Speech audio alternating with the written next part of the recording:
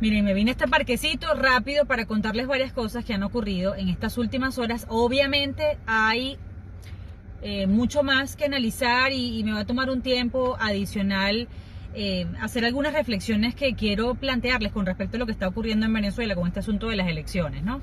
Pero bueno, les doy este abreboca, porque por lo que he podido evaluar al principio, cuando entendí, sobre todo desde ayer, y conversé con Jorge Roig, expresidente de Fede Cámaras, y él me decía sus argumentos para participar o para creer, como él dice que es la única alternativa que le queda a quienes están dentro de Venezuela, participar en esas elecciones.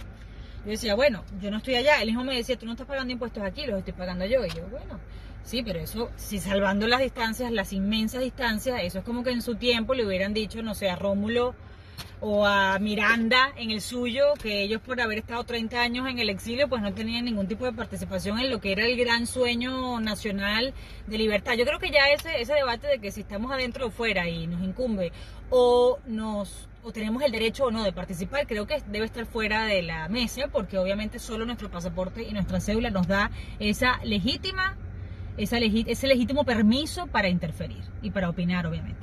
Pero siempre esta servidora lo ha hecho con el respeto de entender que yo tengo una circunstancia de libertad en la que me puedo expresar con más facilidad que quienes están allí.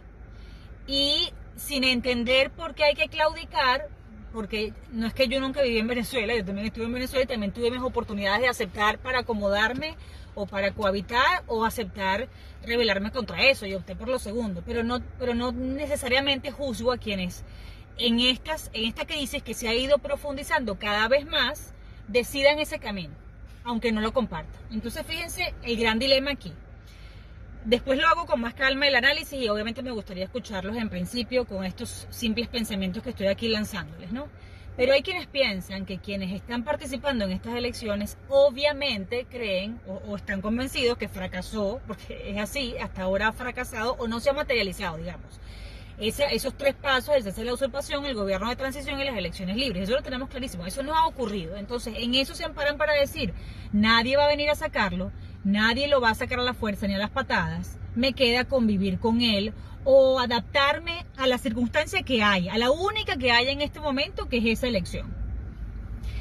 Entonces, claro, hay quienes piensan que los cubanos están luchando en este momento con más fiereza que nosotros. Es decir, los cubanos, después de 62 años, desde los 90 por lo menos no había un alzamiento como el que hemos visto desde el 11 de julio, pudieron también haber dicho, bueno, nos seguimos adaptando a lo que ya todo el mundo conoce o nos rebelamos, y ha habido este despertar. Entonces algunos han comenzado a decir, los cubanos siguen luchando por su libertad y los venezolanos dentro del país han decidido más bien bajar los brazos, rendirse y aceptar que eso nunca va a pasar, que nunca van a poder ser libres. Y entonces que hay que adaptarse a la oportunidad que se abre ahora de participar en unas elecciones que yo sinceramente no entiendo cómo eso nos puede acercar a una transición, o cómo ese simple evento en el que no hay condiciones pudiera hacernos, digamos, más tangible el gran anhelo de tener democracia en Venezuela.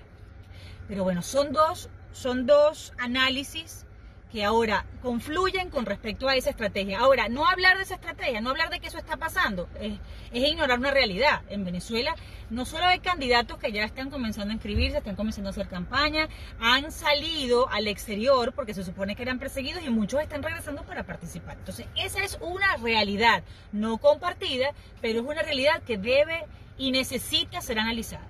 Hay una gran oportunidad de que eso no ocurra y de que quienes ahora están respaldando esa elección regional o conformarse solo con una elección regional puedan retroceder si Europa tiene la sensatez, después de este análisis que termina, por cierto, en 2 días de esa comisión técnica, y decir que no hay condiciones en Venezuela para participar, porque además ellos acaban de firmar ahora en junio, si no recuerdo mal, el 26 de junio, Canadá, Estados Unidos y la Unión Europea, el propio Borrell, el propio, obviamente, secretario Blinken de aquí de Estados Unidos, en ese comunicado en el que decían cuál parecía para ellos el panorama, es decir, una elección integral, es decir, todo, la regional, la parlamentaria y la presidencial, y que además aun cuando se estableciera un cronograma, era absolutamente necesario liberar a todos los presos políticos. Eso no ha pasado, más bien han apresado a líderes políticos y líderes sociales. Entonces, la gran esperanza que se tiene es que haya una condena de Europa y Europa insista en mantener que no están dadas las condiciones ni siquiera mínimas, que a mí me molesta demasiado cuando dicen que con condiciones mínimas, porque en Europa no se conforman con eso. Ya se los expresé en un video en estos días. Pero bueno, ya más adelante voy a tener oportunidad de seguir, digamos, escudriñando cuáles son todas las posiciones alrededor de un solo evento, que es el que está en la mira. Fíjense que Maduro está calladito con respecto a eso, deja que nosotros nos caigamos a golpe, y sobre todo los candidatos, a ver quién se pelea entre primarias, entre referendo, entre que vamos o no vamos. Él nos deja hacer, y nosotros ahí estamos allí, mientras él observa desde las gradas, alándonos por los cabellos, ¿no? Y además también hay otros, quienes, hoy habló por cierto Capriles, pero se habían mantenido también, porque bueno, si esa es su estrategia y la gente está comenzando a agarrar vuelo y la gente está comenzando a plegarse, entonces ¿qué más va a tener que decir? Sino que le están dando prácticamente la razón. Hay quienes dicen que Guaidó se va a mantener firme en insistir o en exigir una elección integral, es decir, que contemple todo el camino hasta la presidencial, y que la comunidad internacional lo acompañaría. Falta ver qué piensa Europa, y yo creo que eso va a definir mucho de lo que nos vamos a tener que enfrentar en estos meses.